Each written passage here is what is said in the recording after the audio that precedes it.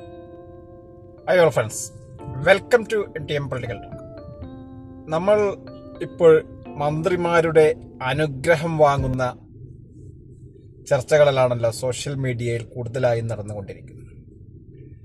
നമ്മുടെ VDS സർക്കാരിലെ കോൺഗ്രസിന്റെ മന്ത്രിമാരാണ് ഈ അനുഗ്രഹ വാങ്ങൽ തിരക്കിൻ നാട് മുഴുവൻ ഓടി നടന്നുകൊണ്ടിരിക്കുന്നത്.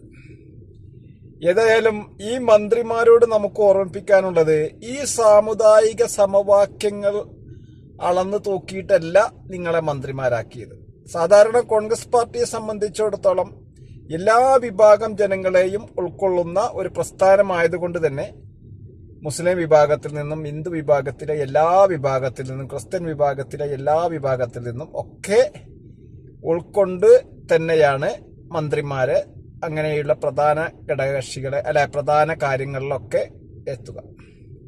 അത് കോൺഗ്രസ് പാർട്ടിയെ സംബന്ധിച്ചിടത്തോളം അത് ഒരു പ്രധാന ഘടകം തന്നെയാണ്.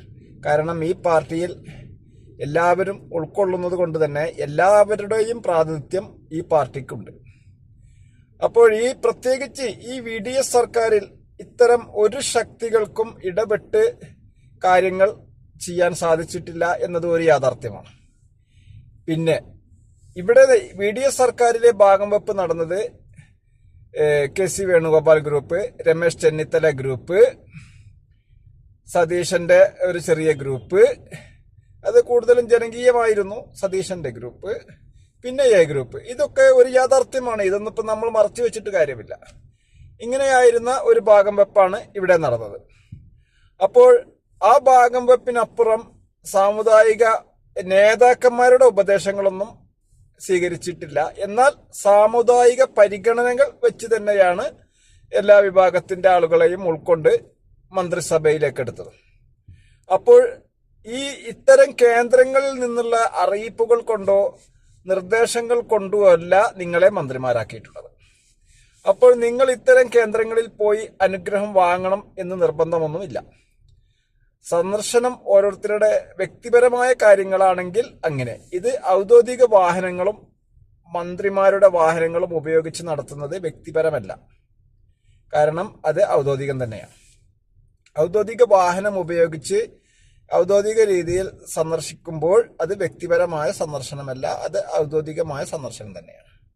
ഒരു സാമുദായിക നേതാവിന്റെ വീട്ടിൽ പോകണോ പോകണ്ട എന്നൊക്കെ സ്വയം തീരുമാനിക്കാനുള്ള അവകാശം എല്ലാവർക്കുമുണ്ട്. എന്നാലും ഇത്രയും വിഭാഗീയത സൃഷ്ടിച്ച ആൾക്കാരെ ഒറ്റയടിക്ക് ഉൾക്കൊള്ളുവാൻ പെട്ടെന്ന് ഒരു തീരുമാനമെടുത്തതിന്റെ പിന്നിലെ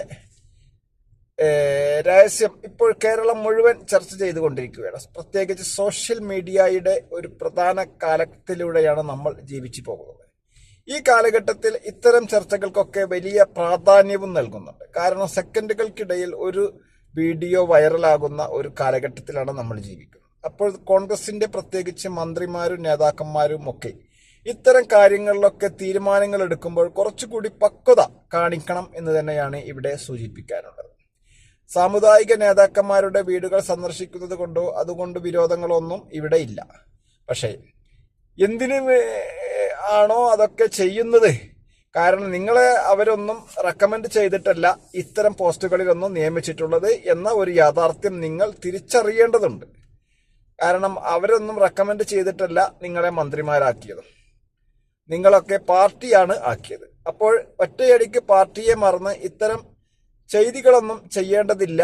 നിങ്ങൾ പാർട്ടിയിൽ തന്നെ ഉറച്ചു നിന്നാൽ മതി. കാരണം നിങ്ങളെ സംരക്ഷിക്കാനും എല്ലാത്തിനും ഇന്നും അന്നും എന്നും പാർട്ടി ഉണ്ടാകും എന്ന ഒരു ഓർമ്മപ്പെടുത്തൽ മാത്രമാണ് ഇവിടെ സൂചിപ്പിക്കാനുള്ളത്.